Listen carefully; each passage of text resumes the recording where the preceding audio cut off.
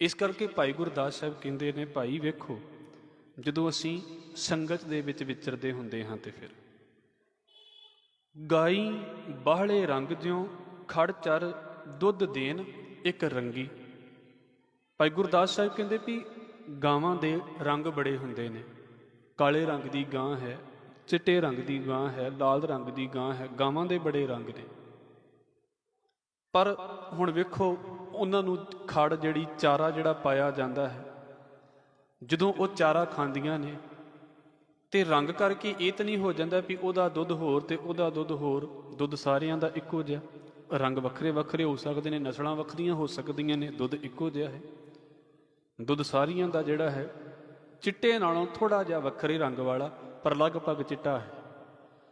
गाई बाहले रंग ज्यों खड़चर दुध देन एक रंगी, इक्को रंग का दुध देंदियां ने, भावें जिहड़ियां ने उन्हां दियां नस्लां ते उन्हां दे रंग जिन्ने मर्जी वक्रे होण।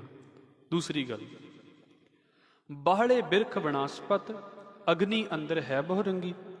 भाई गुरदास साहब कहते भी दूजा तुसी मैनू दसो भी एक बाग दे विच जां एक जंगल दे विच किन्ने किस्मां दे पौधे हुंदे ने, किन्ने दरख्त लगे हुंदे ने, ते जदों किते जंगल नूं अग लगदी है ते उदों हर बूटे दे विचों वखरी किस्म दी अग निकलदी है, इक्को जी निकलदी है सारिਆਂ दे अंदरों। कदी नहीं कैसे दे भी आ हुण अनार दे बूटे नूं लग गई है जी, मैनूं दूरों दिसदी पई है, ते आ हुण जिहड़ा है हुण दूजा कोई सड़दा पिया है, अग सारिਆਂ नूं सेम ही हो गई, वेखण नूं सारे वखरे ने। ये असल दे विच गल की कीती जा रही है, गल गां दी ते जां गल दरख्तां दी नहीं है, गल ते साडी कीती जा रही है, जिन्हों असीं कई वार विचारदे हुंदे आ भी असीं जदों विचरदे हां ना ते सतगुरु कहंदे मेरे प्रभ सच है एक खेल उपाया, कोई ना मेरे प्रभ सच है एक खेल रचाया, कोई ना किसी ही जिहा उपाया। उन्हें एक वर्गा दूजा पैदा ही नहीं किया, ना घर दे विच ते ना घरों बाहर, जिन्ने भी है ने शक्लां कईयां दियां मिल जांदियां ने, थिंकिंग फेर नहीं मिलती। घर च जिन्ने भी असीं सारे घरां दे विच विचरण वाले आ, इक्को घर च रहण वालियां दी सोच कई गल तो वखरी हो जाती, दूजे दी वखरी हो जाती है। क्यों? क्योंकि मालिक ने हर एक दे अंदर एक यूनीकनैस पाई है भी ये उहदे नालों वखरा है। जे सारे इक्को जे होण फिर तो इदां दा ना होवे भी इक्को ही रंग धरती दे उत्ते इक्को जिहियां सारियां चीज़ां, ते उहदा की स्वाद होवेगा जिंदगी दे विच। जिन्हों कहते हैं भी डाइवर्सिटी दे विच असीं जिहड़ा है वो वेखना हुंदा है भी वखरे वखरे हुंदियां भी साडे विच एक सोच होनी चाहिदी है। जिद्दां चार जणिਆਂ दी सोच वखरी होवे पर परिवार नूं फिर प्रैफरेंस दिंदे ने, इदां असीं इस सोच दे उत्ते नहीं चलना भी मैं सारिਆਂ नूं अपने वर्गे कर लेना है, नहीं, ये गलत गल है, मैनूं माफ़ करियो। असीं चाहुंदे हां क्योंकि साडे पिछे ना एक प्रचलित ख्याल चलिया आ रहा है, जिहदे विच इदां कह लो भी राज करन दी एक बिरती हुंदी है। घर दे विच बजुर्गां दी गल मननी चाहिदी है, सत्कार करना चाहिदा है, पर नाल पासा की है, ये इदां दा ख्याल नहीं होना चाहिदा भी सारे मेरे ही रस्ते दे उत्ते चलण जिद्दां मैं चलाउणा चाहुंदा। साडे विच इदां नहीं है। बच्चिआं नूं भी समझ होवे भी किद्दां चलना है, साडी भलाई किहदे विच है, पर नाल की है हर एक दी कदर करनी हुंदी है भी भाई वो वख है, मैं वख हाँ। मैं अपनी ईगो जिहड़ी है वो उहदे उत्ते नहीं थोप सकदा भी मैं ये चाहुंदा हाँ ते तूं तां कर। पर प्रॉब्लम की है, जदों असीं इस चीज़ नूं इन्ना थोप दिंदे हाँ जां ते फिर बच्चे जिहड़े ने वो बागी हो जांदे ने, विद्रोह कर दिंदे ने। फिर वेख लो कईयां घरां दे विच बाहर वो चंगे भले ने, सारे जणे उन्हां दी गल मंनदे ने, ते घर दे विच अपने बच्चे आखे नहीं लगदे उन्हां दे। बाहर सारे जाणिਆਂ नूं सलामां भी दे देणगे पर घर दे विच की हालात होए पए ने, क्योंकि दबाਅ ही इन्ना दिता। असीं इस थिंकिंग दे वाले नहीं हाँ भी भाई जिद्दां मैं चाहुंदा हाँ तूं भी इदां ही कर। साडा काम इन्ना क है भी भाई मैं इदां चाहुंदा हाँ, ठीक है, तूं दूसरे तरीके नाल इस काम नूं करना चाहुंदा है। मेन गल है भी काम होना चाहिदा है। साडा इहदे नाल मतलब नहीं भी तूं मेरे तरीके नाल ही चला, तां मेरे तरीके नाल ही काम कर। असीं अक्सर इस गल नूं कहने हुंदे हां कि वेखो गुरुद्वारे आउणा है, तुसीं इधर तो आ रहे जे, असीं इधरों ही आउंदे हां। मेहनत काम गुरुद्वारे पहुंचना है ना। मेहनत गल यह भी जिहदे नाल साडी जिहड़ी है अंदर दी एक भावना है वो बनी रहे, डाइवर्सिटी भी कायम रहे साडे विच, विभिन्नता भी कायम रहे, वख-वख भी रहीए, वख-वख हो के भी असीं एक होईए, वो साडे अंदर फीलिंग होनी चाहिदी है। भाई गुरदास साहब कहंदे जिद्दां बनस्पति दे विच दरख्त बड़े ने ਪਰ ਅੱਗ ਸਾਰਿਆਂ ਦੇ ਅੰਦਰ ਇੱਕੋ ਜਿਹੀ ਲੱਗਦੀ ਹੈ ਨਾ। ਜਿੰਨੇ ਵੀ ਅਸੀਂ ਸੰਗਤ ਦੇ ਵਿੱਚ ਆ ਕੇ ਬੈਠਦੇ ਹਾਂ, ਜ਼ਰੂਰੀ ਨਹੀਂ ਹੈ ਵੀ ਸਾਡੇ ਸਾਰਿਆਂ ਦੀ ਸੋਚ ਮਿਲ ਜਾਵੇ, ਕਦੀ ਨਹੀਂ ਮਿਲਦੀ ਹੁੰਦੀ। ਹਰ ਇੱਕ ਦੇ ਉਹਦੇ ਜਿਹੜੇ ਘਰ ਦੇ ਮਾਹੌਲ ਨੇ ਨਾ, ਉਹਦੇ ਅਨੁਸਾਰ ਉਹਦੇ ਖਿਆਲ ਬਣੇ ਹੁੰਦੇ ਨੇ, ਉਹਦੇ ਵਿਚਾਰ ਬਣੇ ਹੁੰਦੇ ਨੇ। ਉਹ ਆਪਣੀ ਸੋਚ ਨਾਲ ਹੀ ਸੋਚ ਸਕਦਾ ਹੈ। ਮੈਂ ਬੇਨਤੀ ਕਰ ਦੇਵਾਂ, ਅਸੀਂ ਜਿੱਥੇ ਵੱਡੇ ਹੋਏ ਹਾਂ ਉਹ ਇਹਨਾਂ ਸ਼ਹਿਰਾਂ ਦੇ ਨਾਲੋਂ ਬਿਲਕੁਲ ਵੱਖਰਾ ਹੈ। ਅਸੀਂ ਜਦੋਂ ਵੀ ਸੋਚਾਂਗੇ ਅਸੀਂ ਉਹ ਸੋਚ ਦੇ ਨਾਲ ਹੀ ਸੋਚਦੇ ਹਾਂ। ਤੇ ਜਿਹੜੇ ਇੱਥੇ ਸ਼ਹਿਰਾਂ ਦੇ ਵਿੱਚ ਵੱਡੇ ਹੋਏ ਨੇ ਨਹੀਂ ਸੋਚ ਪਾਉਂਦੇ ਉਹਨੇ ਉਹ ਸੋਚ ਦੇ ਨਾਲ। ਕਿਉਂ? ਕਿਉਂਕਿ ਜਿਹੋ ਜਿਹਾ ਮਾਹੌਲ ਮਿਲਿਆ ਉਸ ਮਾਹੌਲ ਦੇ ਨਾਲ ਬੰਦਾ ਸੋਚਦਾ ਹੈ। ਜਿਹੜੀ ਦਿੱਲੀ ਦੀ ਸੰਗਤ ਹੈ ਉਹ ਨਹੀਂ ਹੈ ਪੰਜਾਬ ਦੀ ਸੰਗਤ, ਤੇ ਜੋ ਪੰਜਾਬ ਤੇ ਦਿੱਲੀ ਦੀ ਹੈ ਉਹ ਤੁਸੀਂ ਬਾਹਰ ਦੀਆਂ ਸੰਗਤਾਂ ਵੇਖ ਲਓ, ਬਿਲਕੁਲ ਵੱਖਰੀਆਂ ਨੇ। ਜ਼ਰੂਰੀ ਨਹੀਂ ਹੈ ਵੀ ਜਿੰਨੀਆਂ ਵੀ ਸੰਗਤਾਂ ਇਕੱਠੀਆਂ ਹੁੰਦੀਆਂ ਨੇ ਸਾਰਿਆਂ ਦੀ ਸੋਚ ਇੱਕੋ ਹੋ ਜਾਵੇ। ਅਸੀਂ ਜਿੰਨੇ ਬੈਠੇ ਹਾਂ ਸਾਡੀ ਸੋਚ ਨਹੀਂ ਮਿਲੇਗੀ ਕਿਸੇ ਨਾ ਕਿਸੇ ਗੱਲ ਦੇ ਉੱਤੇ। ਕਈਆਂ ਨੂੰ ਕੁਝ ਚੀਜ਼ਾਂ ਚੰਗੀਆਂ ਲੱਗਦੀਆਂ ਨੇ, ਕਈਆਂ ਨੂੰ ਨਹੀਂ ਚੰਗੀਆਂ ਲੱਗਦੀਆਂ। ਪਰ ਮੇਨ ਕੀ ਹੈ? ਮੇਨ ਕੰਮ ਇਹ ਹੈ ਵੀ ਧਿਆਨ ਸਾਰਿਆਂ ਦਾ ਗੁਰੂ ਦੇ ਸ਼ਬਦ ਦੇ ਵੱਲ ਹੋਵੇ। ਸਾਰਿਆਂ ਦੀ ਸੋਚ ਇੱਕੋ ਜਿਹੀ ਨਹੀਂ ਹੋ ਸਕਦੀ, ਪਰ ਸਾਡਾ ਸਾਰਿਆਂ ਦਾ ਧਿਆਨ ਕੀ ਹੈ? ਧਿਆਨ ਗੁਰੂ ਦੇ ਸ਼ਬਦ ਵੱਲ ਹੋਵੇ। ਜਿੱਦਾਂ ਬਨਸਪਤੀ ਦੇ ਦਰਖਤ ਵੱਖ-ਵੱਖ ਨੇ, ਅਸੀਂ ਸਾਰੇ ਵੱਖ-ਵੱਖ ਹਾਂ, ਪਰ ਜਿੰਨਾ ਉਹਨਾਂ ਦਰਖਤਾਂ ਦੇ ਅੰਦਰ ਅੱਗ ਇੱਕੋ ਜਿਹੀ ਹੈ ਨਾ, ਉੱਦਾਂ ਗੁਰੂ ਦਾ ਸ਼ਬਦ ਸਾਡੇ ਸਾਰਿਆਂ ਦੇ ਅੰਦਰ ਇੱਕੋ ਜਿਹਾ ਹੋ ਰਿਹਾ। ਬਾਈ ਥਿੰਕਿੰਗ ਅਸੀਂ ਸਾਰੇ ਵੱਖਰੇ ਹਾਂ। ਹੋ ਸਕਦਾ ਹੈ ਬਹੁਤ ਘੱਟ ਹੁੰਦਾ ਹੈ ਵੀ ਸਾਡੀ ਸੋਚ ਮਿਲ ਜਾਂਦੀ ਹੈ, ਨਹੀਂ ਤੇ ਨਹੀਂ ਮਿਲ ਪਾਉਂਦੀ। ਅਸੀਂ ਇੱਕ ਦੂਸਰੇ ਦੀ ਕਦਰ ਕਰਦੇ ਹਾਂ ਵੀ ਚੱਲ ਠੀਕ ਹੈ, ਪਰ ਅਸੀਂ ਸੋਚਦੇ ਹਾਂ ਵੀ ਹਾਂ ਮੈਂ ਇਹਨੂੰ ਵੱਖਰਾ ਸੋਚਦਾ ਪਿਆ ਸੀ। ਕਈ ਵਾਰ ਤਾਂ ਕਾਊਂਟਰ ਹੋ ਜਾਂਦਾ ਇਹਨਾਂ ਚੀਜ਼ਾਂ ਦਾ। ਪਰ ਕਾਰਨ ਕੀ ਹੈ? ਜਦੋਂ ਅਸੀਂ ਹੁਣ ਸ਼ਬਦ ਸੁਣਦੇ ਪਏ ਹਾਂ ਤਾਂ ਸ਼ਬਦ ਸਾਰਿਆਂ ਨੂੰ ਇਕੁਅਲ ਸੁਣਦਾ ਪਿਆ ਹੈ, ਬਰਾਬਰ ਸੁਣਦਾ ਪਿਆ ਹੈ। ਥਿੰਕਿੰਗ ਮੈਂ ਫਿਰ ਕਹਿ ਦੇਵਾਂ ਵੱਖਰੀ ਵੀ ਹੋ ਜਾਵੇ, ਕੋਈ ਚੱਕਰ ਨਹੀਂ ਹੈ। ਗੁਰਮਤਿ ਇਸ ਗੱਲ ਨੂੰ ਨਹੀਂ ਕਹਿੰਦੀ ਵੀ ਪਹਿਲਾਂ ਤੁਹਾਨੂੰ ਮੈਂ ਆਪਣੇ ਵਰਗਾ ਬਣਾਉਣਾ ਤਾਂ ਫਿਰ ਮੈਂ ਤੁਹਾਨੂੰ ਗੱਲ ਦੱਸਣੀ ਹੈ। ਤੇ ਫਿਰ ਗੱਲ ਕੀ ਰਹਿ ਗਈ ਦੱਸਣ ਵਾਲੀ? ਜਦੋਂ ਸਾਰੇ ਮੇਰੇ ਵਰਗੇ ਬਣ ਗਏ ਤੇ ਪਿੱਛੇ ਕੀ ਰਹਿ ਗਿਆ ਦੱਸਣ ਵਾਲਾ? ਇੱਦਾਂ ਦਾ ਖਿਆਲ ਨਹੀਂ। ਭਾਈ ਗੁਰਦਾਸ ਸਾਹਿਬ ਕਹਿੰਦੇ ਵੇਖੋ ਭਾਈ, ਜਿੱਦਾਂ ਵੱਖਰੀਆਂ ਕਿਸਮਾਂ ਦੀਆਂ ਗਾਵਾਂ ਪਰ ਦੁੱਧ ਉਹਨਾਂ ਦਾ ਇੱਕੋ ਰੰਗ ਦਾ। ਵੱਖਰੀ ਕਿਸਮ ਦੀ ਬਨਸਪਤੀ, ਹਰ ਇੱਕ ਦਰਖਤ ਦੂਜੇ ਨਾਲੋਂ ਵੱਖਰਾ, ਪਰ ਅੱਗ ਸਾਰਿਆਂ ਦੇ ਅੰਦਰ ਸੇਮ। ਇੱਦਾਂ ਜਦੋਂ ਅਸੀਂ ਸੰਗਤ ਦੇ ਵਿੱਚ ਆ ਕੇ ਬੈਠਦੇ ਹਾਂ ਨਾ, ਥਿੰਕਿੰਗ ਸਾਡੀ ਸਾਰਿਆਂ ਦੀ, ਵਿਚਾਰ ਸਾਡੇ ਸਾਰਿਆਂ ਦੇ, ਖਿਆਲ ਸਾਡੇ ਸਾਰਿਆਂ ਦੇ ਇੱਕ ਦੂਜੇ ਨਾਲੋਂ ਵੱਖ ਹੋ ਸਕਦੇ ਨੇ, ਪਰ ਸੁਣਨਾ ਅਸੀਂ ਸਾਰਿਆਂ ਨੇ ਮਿਲ ਕੇ ਇੱਥੇ ਸ਼ਬਦ ਹੁੰਦਾ ਹੈ। ਸ਼ਬਦ ਇੱਕ ਹੀ ਹੈ ਸਾਡੇ ਸਾਰਿਆਂ ਦੇ ਲਈ, ਵਿਚਾਰ ਇੱਕ ਹੀ ਚੱਲਦੀ ਪਈ ਹੈ।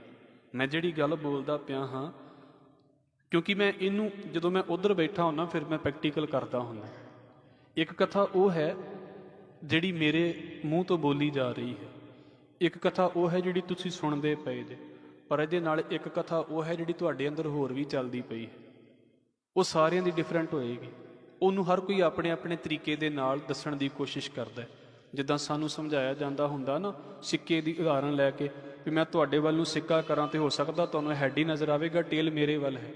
ਪਰ ਤੁਸੀਂ ਕਹੀ ਜਾਓ ਕਿ ਨਹੀਂ ਹੈਡ ਹੀ ਹੈਡ ਹੈ, ਟੇਲ ਹੈ ਹੀ ਨਹੀਂ, ਤੇ ਮੈਂ ਕਹੀ ਜਾਵਾਂ ਨਹੀਂ ਜੀ ਟੇਲ ਹੀ ਹੈ, ਹੈਡ ਤੇ ਹੈ ਹੀ ਨਹੀਂ। ਗਲਤ ਅਸੀਂ ਦੋਵੇਂ ਹੋ ਜਾਂਦੇ ਹਾਂ। ਹਰ ਕੋਈ ਆਪਣੀ ਥਾਂ ਦੇ ਉੱਤੇ ਠੀਕ ਹੋ ਸਕਦਾ ਹੈ।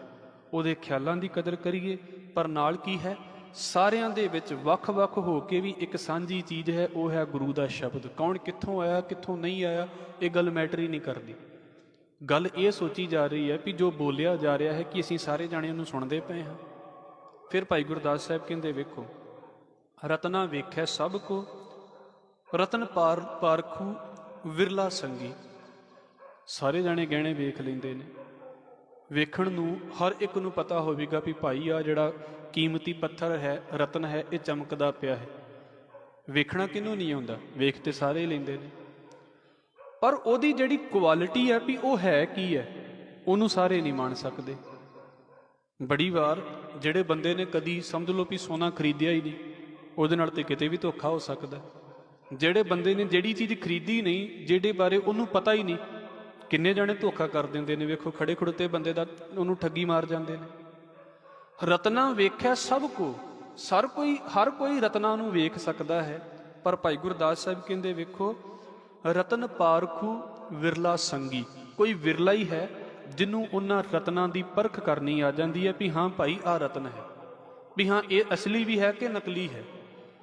ਹੁਣ ਇੱਥੋਂ ਅੱਗੇ ਇੱਕ ਗੁਰਮਤ ਵਾਲਾ ਪਾਸਾ ਸ਼ੁਰੂ ਹੋ ਗਿਆ। ਭਾਈ ਗੁਰਦਾਸ ਸਾਹਿਬ ਕਹਿੰਦੇ ਨੇ, ਹੀਰੇ ਹੀਰਾ ਵਿਧਿਆ ਰਤਨ ਮਾਲ ਸਤ ਸੰਗਤ ਚੰਗੀ। ਜਦੋਂ ਹੀਰੇ ਨੂੰ ਤਰਾਸ਼ਿਆ ਜਾਂਦਾ ਹੈ ਤੇ ਉਸ ਵੇਲੇ ਉਹਦੇ ਅੱਗੇ ਜਿਹੜੀ ਬਿੱਟ ਲੱਗੀ ਹੁੰਦੀ ਹੈ, ਉਹਦੇ ਵਿੱਚ ਕੁਝ ਕਣ ਉਹਦੇ ਹੀਰੇ ਦੇ ਹੁੰਦੇ ਨੇ, ਡਾਇਮੰਡ ਬਿੱਟ ਉਹਨੂੰ ਕਿਹਾ ਜਾਂਦਾ ਹੈ। ਕੁਝ ਕਣ ਉਹਦੇ ਵਰਤੇ ਜਾਂਦੇ ਨੇ ਤਾਂ ਕਿ ਉਹਨੂੰ ਸ਼ੇਪ ਦਿੱਤੀ ਜਾ ਸਕੇ। ਹੀਰੇ ਨੂੰ ਜਦੋਂ ਵੀ ਵਿੰਨਿਆ ਜਾਵੇਗਾ ਉਹਨੂੰ ਸ਼ੇਪ ਦਿੱਤੀ ਜਾਵੇਗੀ। ਲਗਭਗ ਉਹਨੂੰ ਜਿਹੜੀ ਸ਼ੇਪ ਹੈ ਉਹ ਹੀਰੇ ਦੇ ਨਾਲ ਹੀ ਦਿੱਤੀ ਜਾਂਦੀ ਹੈ। ਚਾਹੇ ਡਰਿਲ ਵਰਕ ਹੋ ਰਿਹਾ ਹੈ ਉਹਦੇ ਵਿੱਚ ਉਹਨੂੰ ਵਰਤਿਆ ਜਾ ਰਿਹਾ ਹੈ। ਕਿਉਂ? ਤਾਂ ਕਿ ਇੱਕ ਚੰਗੀ ਸ਼ੇਪ ਆ ਜਾਵੇ। ਹੀਰੇ ਹੀਰਾ ਬੇਧਿਆ, ਬੇਧਣ ਦਾ ਮਤਲਬ ਹੁੰਦਾ ਹੈ ਵਿੰਨਣਾ। ਹੁਣ ਇਹਨੂੰ ਅਸੀਂ ਇੱਦਾਂ ਸਮਝਣਾ ਹੈ ਕਿ ਵੇਖੋ, ਜਦੋਂ ਹੀਰੇ ਨੂੰ ਤਿਆਰ ਕਰ ਦਿੱਤਾ ਜਾਂਦਾ ਹੈ ਤੇ ਉਹਨਾਂ ਦੇ ਵਿੱਚੋਂ ਇੱਕ ਧਾਗਾ ਲੰਘਾ ਦਿੱਤਾ ਜਾਂਦਾ ਹੈ, ਇੱਕ ਮਾਲਾ ਬਣ ਜਾਂਦੀ ਹੈ ਹੀਰਿਆਂ ਦੀ। ਸੌਖੇ ਸ਼ਬਦਾਂ ਦੇ ਵਿੱਚ ਇੱਦਾਂ ਸਮਝਿਆ ਜਾ ਸਕਦਾ ਵੀ ਉਹਨਾਂ ਸਾਰਿਆਂ ਨੂੰ ਇੱਕ ਧਾਗੇ ਦੇ ਵਿੱਚੋਂ ਦੀ ਲੰਘਾ ਦਿੱਤਾ ਵੀ ਅੱਜ ਹੀਰਾ ਤਿਆਰ ਹੋ ਗਿਆ ਹੈ। ਹੁਣ ਉਹਨਾਂ ਦੀ ਇੱਕ ਮਾਲਾ ਬਣ ਗਈ ਹੈ। ਹੁਣ ਇਹਨੂੰ ਅਸੀਂ ਜਦੋਂ ਗੁਰਮਤਿ ਵਾਲੇ ਪਾਸੇ ਤੋਂ ਸਮਝਣਾ ਹੈ, ਇੱਥੇ ਬੈਠਿਆਂ ਤੇ ਇਹਨੂੰ ਕਿੱਦਾਂ ਸਮਝਣਾ ਹੈ? ਮੈਂ ਜਿਹੜੀ ਗੱਲ ਆਪ ਜੀ ਦੇ ਅੱਗੇ ਰੱਖਦਾ ਪਿਆ ਹਾਂ, ਮਾਲਾ ਦੇ ਵਿੱਚ 100 ਮੋਤੀ ਹੋਣ, 100 ਵੱਖਰੇ ਵੱਖਰੇ ਮੋਤੀ ਨੇ। ਜਦੋਂ ਧਾਗਾ ਨਿਕਲ ਗਿਆ ਸਾਰੇ ਵੱਖਰੇ ਹੋ ਜਾਣਗੇ, ਪਰ ਇੱਕ ਧਾਗੇ ਨੇ ਉਹਨਾਂ ਨੂੰ ਕੀ ਕੀਤਾ ਹੋਇਆ? ਉਹਨਾਂ 100 ਜਾਣਿਆਂ ਨੂੰ ਹੀ ਇੱਕ ਥਾਂ ਤੇ ਇਕੱਠਾ ਰੱਖਿਆ ਹੈ। ਇਹ ਫਿਰ ਉਹੀ ਸਾਡੇ ਵਾਲੀ ਗੱਲ ਆ ਗਈ। ਜਿੱਦਾਂ ਮੋਤੀ ਇੱਕ ਧਾਗੇ ਦੇ ਵਿੱਚ ਪਰੋਏ ਹੋਏ ਨੇ ਪਰ ਵੱਖਰੇ ਵੱਖਰੇ ਨੇ, ਇੱਦਾਂ ਅਸੀਂ ਸਾਰੇ ਵੱਖਰੇ ਵੱਖਰੇ ਹੀ ਹਾਂ, ਪਰ ਸਾਡੇ ਸਾਰਿਆਂ ਦੇ ਵਿੱਚ ਇੱਕ ਚੀਜ਼ ਸਾਂਝੀ ਚੱਲਦੀ ਪਈ ਹੈ, ਉਹ ਹੈ ਗੁਰੂ ਦਾ ਉਪਦੇਸ਼। ਗੁਰੂ ਦੀ ਗੱਲ ਸਾਡੇ ਸਾਰਿਆਂ ਦੇ ਅੰਦਰ ਚੱਲਦੀ ਪਈ ਹੈ। ਜਿੱਦਾਂ ਹੀਰੇ ਦੇ ਨਾਲ ਹੀਰਾ ਵਿੰਨਿਆ ਜਾਂਦਾ ਹੈ, ਇੱਦਾਂ ਗੁਰੂ ਉਪਦੇਸ਼ ਦੇ ਨਾਲ ਅਸੀਂ ਆਪਣਾ ਮਨ ਵਿੰਨਣਾ ਹੁੰਦਾ ਹੈ।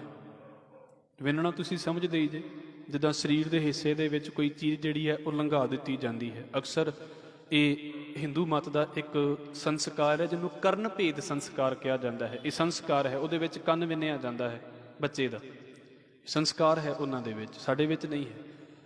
ਤੇ ਉਹ ਕੀ ਕੀਤਾ ਜਾਂਦਾ ਵੀ ਉਹਦੇ ਵਿੱਚੋਂ ਤੁਸੀਂ ਵੇਖੋ ਵੀ ਜੇ ਕੰਨ ਵਿੰਨਿਆ ਜਾ ਰਿਹਾ ਤੇ ਕੰਨ ਦੇ ਆਰ ਪਾਰ ਉਹ ਜਿਹੜੀ ਸੂਈ ਹੈ ਉਹਨਾਂ ਨੇ ਕੱਢ ਦਿੱਤੀ ਜੀ, ਕੰਨ ਵਿੰਨਿਆ ਗਿਆ।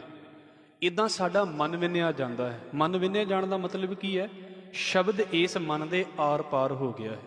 ਮਤਲਬ ਹੁਣ ਇਹ ਨਹੀਂ ਹੈ ਵੀ ਸ਼ਬਦ ਇੱਥੋਂ ਵੱਜ ਕੇ ਤੇ ਮੁੜ ਗਿਆ ਵੀ ਨਹੀਂ, ਇਸ ਵਿੱਚ ਅਸਰ ਨਹੀਂ ਹੋਇਆ। ਇਹਦੇ ਉੱਤੇ ਆ ਕੇ ਤੇ ਸ਼ਬਦ ਜਿਹੜਾ ਹੈ ਉਹ ਮਨ ਦੇ ਵਿੱਚ ਦੀ ਨਿਕਲ ਗਿਆ ਹੈ, ਮਨ ਦੇ ਉੱਤੇ ਪ੍ਰਭਾਵ ਪਾ ਗਿਆ ਹੈ। ਹੀਰੇ ਹੀਰਾ ਬੇਧਿਆ ਰਤਨ ਮਾਲ ਸਤ ਸੰਗਤ ਚੰਗੀ। ਤੇ ਇਹਨੂੰ ਥੋੜਾ ਜਿਹਾ ਧਿਆਨ ਦੇ ਨਾਲ ਸੋਚ ਲਿਓ। ਸਿੱਖਾਂ ਦੀਆਂ ਨਾ ਮਾਲਾ ਹੁੰਦੀਆਂ ਨੇ, ਜਿੱਦਾਂ ਬਾਹਰ ਮੋਤੀਆਂ ਦੀ ਮਾਲਾ ਹੁੰਦੀ ਹੈ ਨਾ, ਇੱਦਾਂ ਸਿੱਖਾਂ ਦੀ ਵੀ ਮਾਲਾ ਹੈ। ਆ ਜਿਹੜੀ ਸੰਗਤ ਹੈ ਨਾ, ਇਹਨਾਂ ਸਾਰਿਆਂ ਦੇ ਵਿੱਚ ਇੱਕ ਧਾਗਾ ਪਰੋਇਆ ਜਾ ਰਿਹਾ ਹੈ।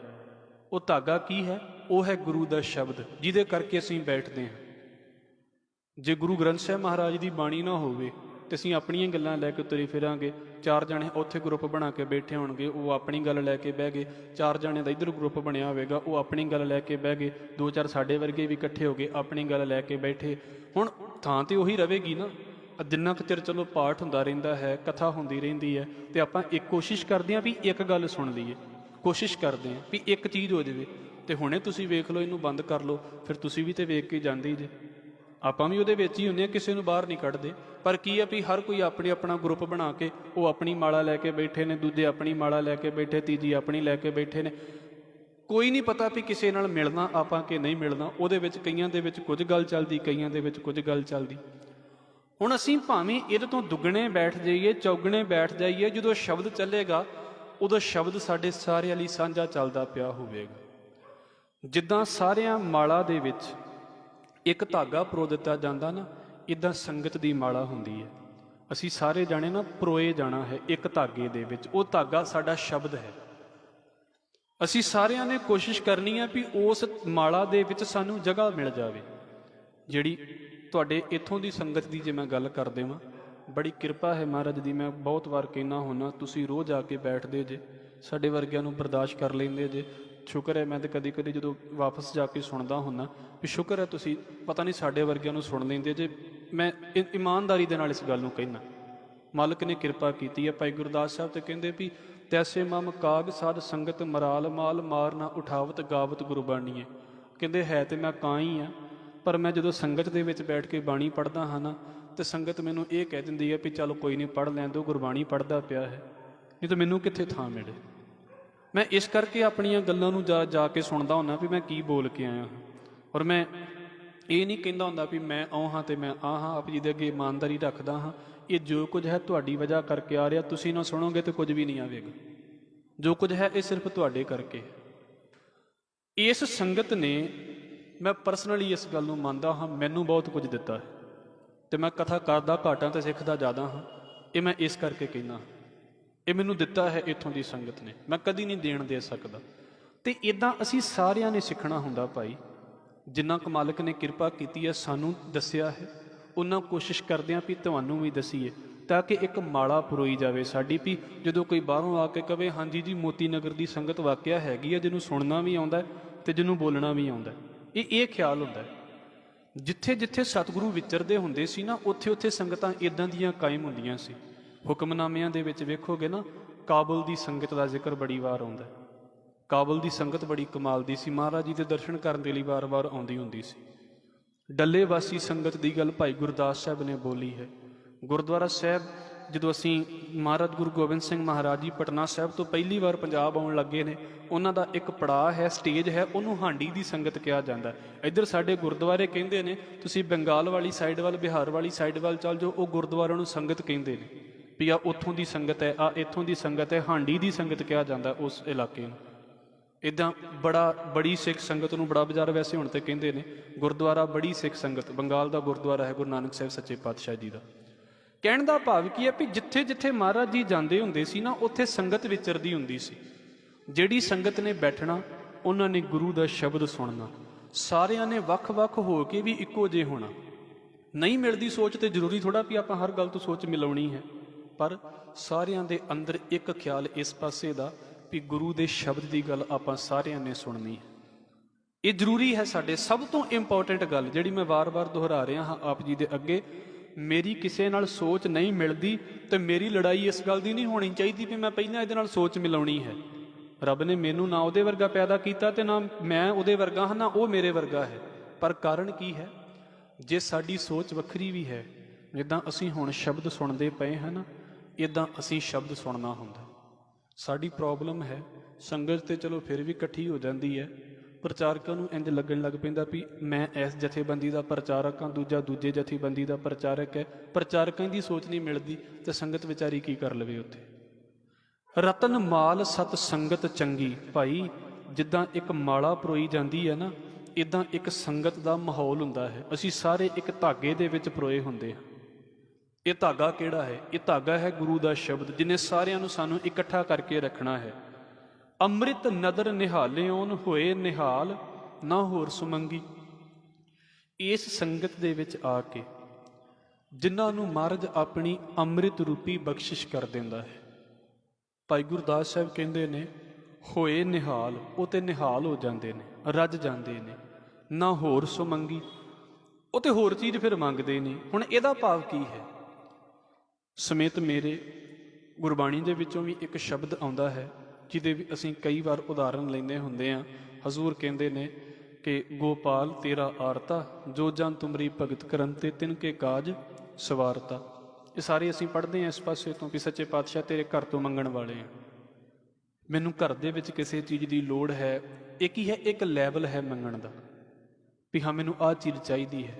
ਬਿਮਾਰੀ ਆ ਗਈ ਹੈ, ਇਹ ਤੋਂ ਬਚਣ ਦੇ ਲਈ, ਪਾਰ ਹੋਣ ਦੇ ਲਈ ਮੈਂ ਅਰਦਾਸ ਕਰਦਾ ਪਿਆ। ਇਹ ਇੱਕ ਲੈਵਲ ਹੈ। ਪਰ ਇਹਦੇ ਤੋਂ ਅੱਗੇ ਕੀ ਹੈ? ਹਜ਼ੂਰ ਕਹਿੰਦੇ ਨੇ ਸੋ ਮੰਗਾ ਦਾਨ ਗੁਸਾਈਆਂ। ਮੈਨੂੰ ਸੱਚੇ ਪਾਤਸ਼ਾਹ ਉਹ ਦਾਨ ਚਾਹੀਦਾ ਹੈ ਜਿਤ ਭੁੱਖ ਲਹਿ ਜਾਵੇ, ਜਿਹਦੇ ਨਾਲ ਮੇਰੀ ਨਾ ਭੁੱਖ ਹੀ ਉਤਰ ਜਾਵੇ। ਸਤਿਗੁਰੂ ਨੇ ਫਿਰ ਇੱਕ ਗੱਲ ਬੋਲੀ ਹੈ ਕਿ ਵੇਖੋ, ਅਰਦਾਸ ਸੁਣੀ ਦਾਤਾਰ ਪ੍ਰਭ ਢਾਡੀ ਕੋ ਮਹਿਲ ਬੁਲਾਵੇ।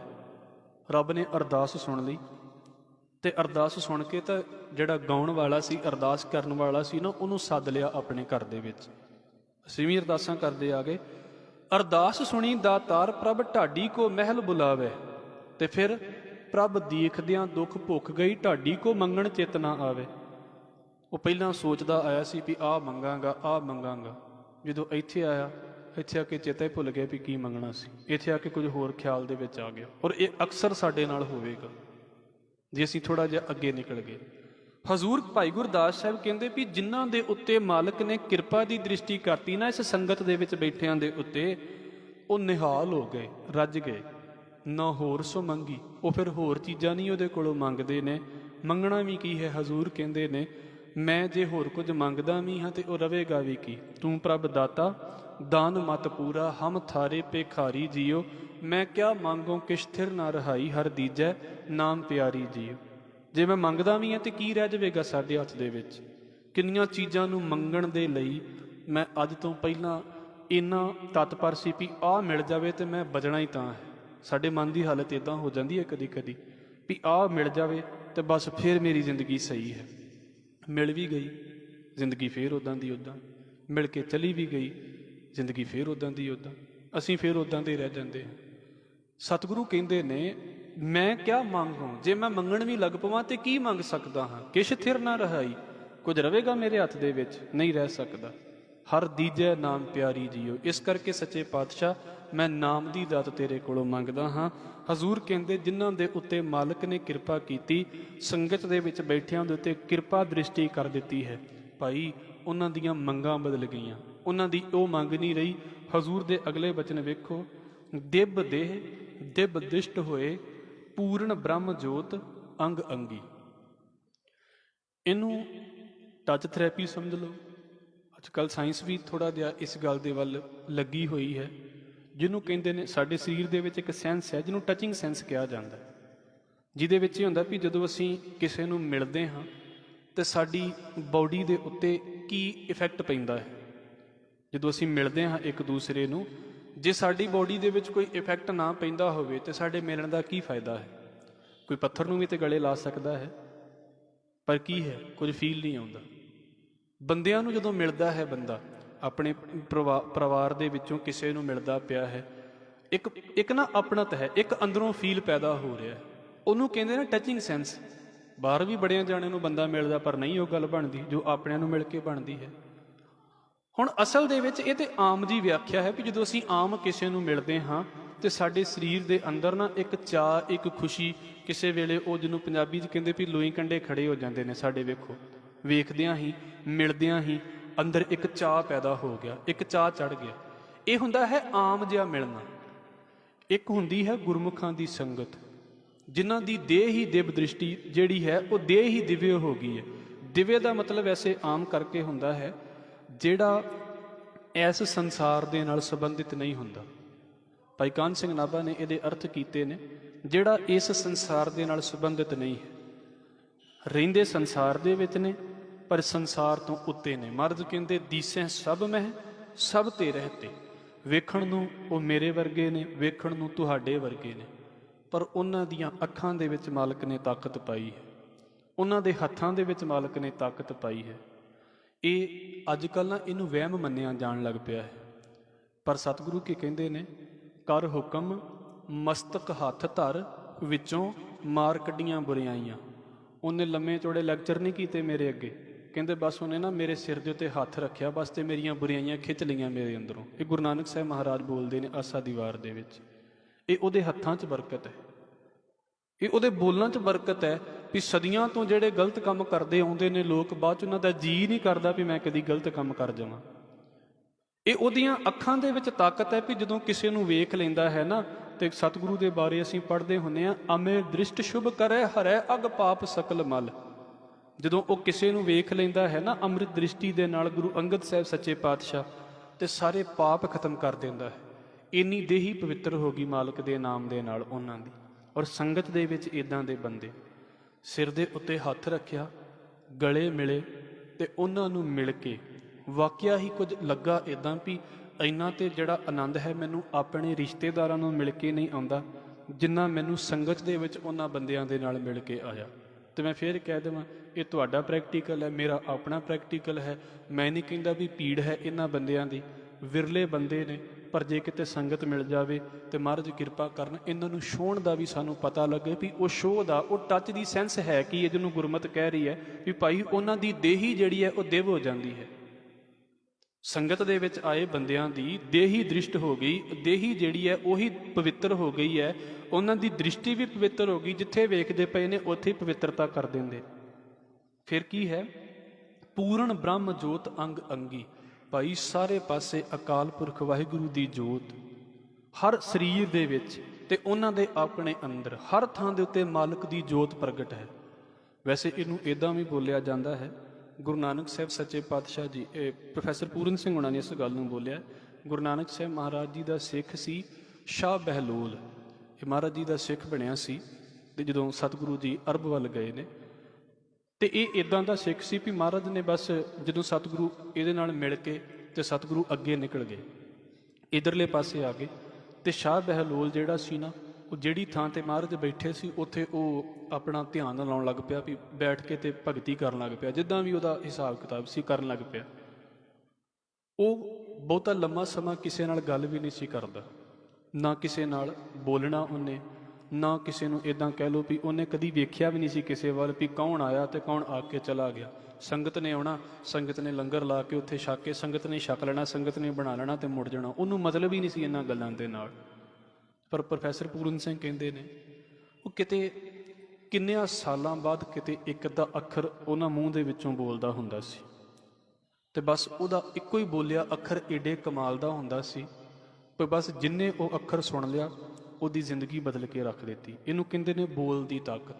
ਤੇ ਕਹਿੰਦੇ ਉਹਨੇ ਬਸ ਨਾ ਗੁਰੂ ਨਾਨਕ ਸਾਹਿਬ ਸੱਚੇ ਪਾਤਸ਼ਾਹ ਨੂੰ ਕਿਸੇ ਨੇ ਮਿਲਣ ਆਉਣਾ ਸੀ, ਤੇ ਜਿਹਨੇ ਮਿਲਣ ਆਉਣਾ ਸੀ ਨਾ, ਉਹਨੇ ਬਸ ਉਹਦੇ ਮੋਢੇ ਦੇ ਉੱਤੇ ਹੱਥ ਹੀ ਰੱਖਿਆ ਸੀ, ਅਜੇ ਬਸ ਮੋਢੇ ਤੇ ਹੱਥ ਹੀ ਰੱਖਿਆ ਸੀ।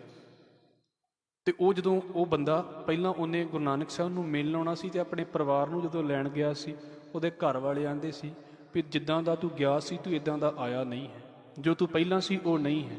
ਇਹਦਾ ਮਤਲਬ ਕੀ ਹੈ?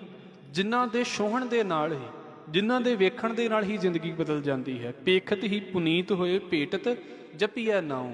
ਇਸ ਕਰਕੇ ਭਾਈ ਗੁਰਦਾਸ ਸਾਹਿਬ ਕਹਿੰਦੇ ਭਾਈ ਸੰਗਤ ਦੇ ਵਿੱਚ ਆ ਕੇ ਉਹਨਾਂ ਦੀ ਆਪਣੀ ਦੇਹੀ ਇੰਨੀ ਪਵਿੱਤਰ ਹੋ ਗਈ, ਜੋ ਇਸ ਦੇਹੀ ਦੇ ਓਰੇ ਦੇ ਵਿੱਚ ਆਵੇਗਾ, ਸਰੀਰ ਦੇ ਓਰੇ ਦੇ ਵਿੱਚ ਆਵੇਗਾ, ਉਹ ਪਵਿੱਤਰ ਹੋਵੇਗਾ। ਜੋ ਇਸ ਦ੍ਰਿਸ਼ਟੀ ਦੇ ਹੇਠਾਂ ਆਵੇਗਾ ਉਹ ਵੀ ਪਵਿੱਤਰ ਹੋਵੇਗਾ। ਸਾਧ ਸੰਗਤ ਸਤਿਗੁਰ ਸਹਿ ਲੰਗੀ।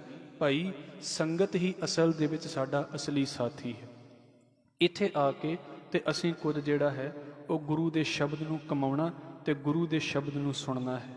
ਮੈਂ ਫਿਰ ਕਹਿ ਦੇਵਾਂ, ਸੰਖੇਪ ਵਿਚਾਰ ਆਪ ਜੀ ਦੇ ਅੱਗੇ ਜੋ ਅਸੀਂ ਵਿਚਾਰੀ ਹੈ, ਵੱਖਰੀ ਵੱਖਰੀ ਸਾਡੀ ਸੋਚ ਹੋ ਸਕਦੀ ਹੈ, ਪਰ ਨਾਲ ਕੀ ਹੈ, ਸਾਡੇ ਸਾਰਿਆਂ ਦੇ ਅੰਦਰ ਇੱਕ ਚੀਜ਼ ਸਾਂਝੀ ਹੈ, ਉਹ ਹੈ ਗੁਰੂ ਦਾ ਸ਼ਬਦ। ਤੇ ਉਸ ਸ਼ਬਦ ਦੀ ਬਰਕਤ ਦੇ ਨਾਲ ਸਾਡੇ ਅੰਦਰ ਮਾਲਕ ਇੰਨੀਆਂ ਤਾਕਤਾਂ ਪਾ ਦਿੰਦਾ ਹੈ। ਬਾਬਾ ਕਬੀਰ ਕਹਿੰਦੇ ਦੇਹੀ ਕਿਸਕੀ ਬਾਪਰੀ ਪਵਿੱਤਰ ਹੋਏ ਗੋ ਗ੍ਰਾਮ। ਕੱਲੇ ਸਰੀਰ ਦੀ ਕੀ ਗੱਲ ਹੈ, ਪੂਰੇ ਦਾ ਪੂਰਾ ਨਗਰ ਪਵਿੱਤਰ ਕਰ ਦਿੰਦਾ ਹੈ। ਉਹ ਇੰਨੀ ਤਾਕਤ ਹੈ ਇਸ ਨਾਮ ਦੇ ਵਿੱਚ, ਜਿਸ ਨਾਮ ਨੂੰ ਸੁਣਨ ਦੇ ਲਈ ਅਸੀਂ ਬੈਠੇ ਹੁੰਦੇ ਹਾਂ। ਇੰਨੀ ਮਾਲਕ ਪਵਿੱਤਰਤਾ ਦੇਵੇ। ਫਿਰ ਉਹੀ ਗੱਲ ਹੈ, ਡਾਈਵਰਸਿਟੀ ਹੈ, ਵਿਲੱਖਣਤਾ ਹੈ ਸਭ ਦੀ ਵੱਖੋ ਵੱਖ, ਪਰ ਉਸ ਵੱਖ-ਵੱਖ ਹੁੰਦਿਆਂ ਵੀ ਅਸੀਂ ਗੁਰੂ ਨਾਨਕ ਸਾਹਿਬ ਸੱਚੇ ਪਾਤਸ਼ਾਹ ਜੀ ਦੀ ਗੱਲ ਨੂੰ ਸੁਣਨਾ ਹੁੰਦਾ ਹੈ। ਇਹ ਸੰਗਤ ਦਾ ਸਾਡਾ ਨਿਯਮ ਹੈ। ਵਿਚਾਰ ਵੱਖ-ਵੱਖ ਪਰ ਸੁਣਨਾ ਗੁਰੂ ਸਾਹਿਬ ਦੀ ਗੱਲ ਨੂੰ ਹੈ। ਸਤਿਗੁਰੂ ਕਿਰਪਾ ਕਰਨ। ਆਪ ਜੀ ਦੇ ਚਰਨਾਂ ਦੇ ਵਿੱਚ ਬੇਨਤੀ ਕਰਦਿਆਂ ਹੋਈਆਂ ਭੁੱਲਾਂ ਦੀ ਖਿਮਾ। ਫਤਿਹ ਨਾਲ ਸਾਂਝ ਪਾਓ ਜੀ। ਵਾਹਿਗੁਰੂ ਜੀ ਕਾ ਖਾਲਸਾ, ਵਾਹਿਗੁਰੂ ਜੀ ਕੀ ਫਤਿਹ।